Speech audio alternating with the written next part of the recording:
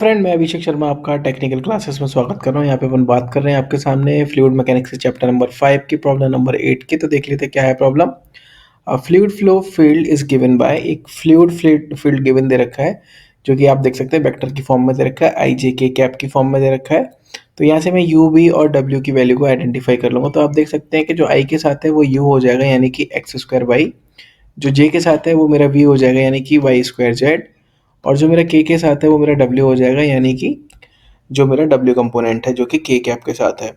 Similarly मैंने सभी के with respect to X, with respect to Y, with respect to Z component निकाल लिए, क्योंकि उसने पूछा है क्वेश्चन के अंदर prove that it is case of possible study incompressible fluid flow, calculate the velocity and acceleration component at point 213।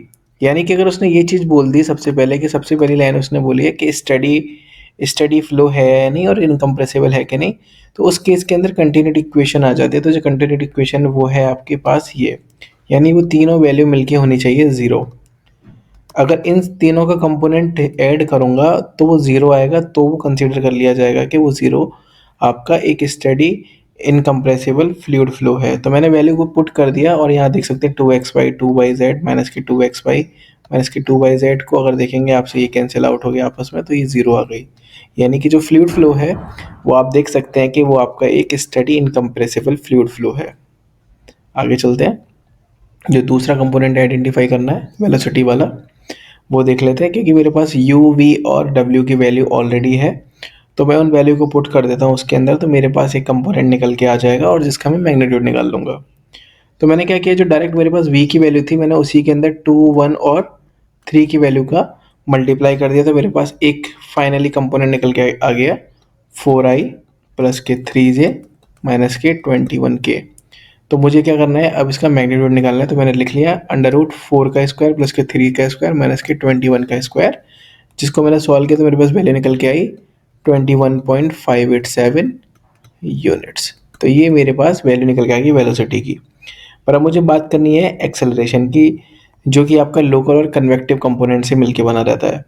मेरे पास तीनों के फॉर्मूले थे तो मैंने फॉर्मूले लगा दिए, साथ के साथ मेरे पास कंपोनेंट भी थे जो कि मैंने आपको ऊपर बता दिया था। ये मेरे पास कंपोनेंट में ऑलरेडी निकाल चुका था, और यू वी और डब्ल्यू की वैल्यू मेरे पास थी तो वो मैंने इसके अंदर लगा दी। तो जो कंपोनेंट देखे हैं और उसकी वैल्यू लगाई है तो वो उससे निकल के आता है। यहाँ पे आप नोटिस करेंगे ax, ay और az की वैल्यू मैंने इजीली यहाँ पे सॉल्व की। वैल्यू के अंदर मेरे को पुट करना था 213 x y और z की वैल्यू। तो जब मैंने इसको सॉल्व किया यहाँ पे 2x³ y स्क्वायर प्लस के x स्क्वायर प्लस के y स्क्वायर z, तो मेरे पास ax की वैल्यू 28 यूनिट आई। उसी तरीके से आप देखेंगे ay की वैल्यू माइनस के 3 यूनिट्स निकल के आई, और लास्ट में आप देखेंगे यहाँ पे जो az की वैल्यू है वो निकल के आई 123 यूनिट्स। तो इसको मैंने जब इसके फॉर्मूले में लगाया है, जो कि फॉर्मूला था ax i प्लस के ay j प्लस के az k, ये आपका है कैपिटल A की वैल्यू।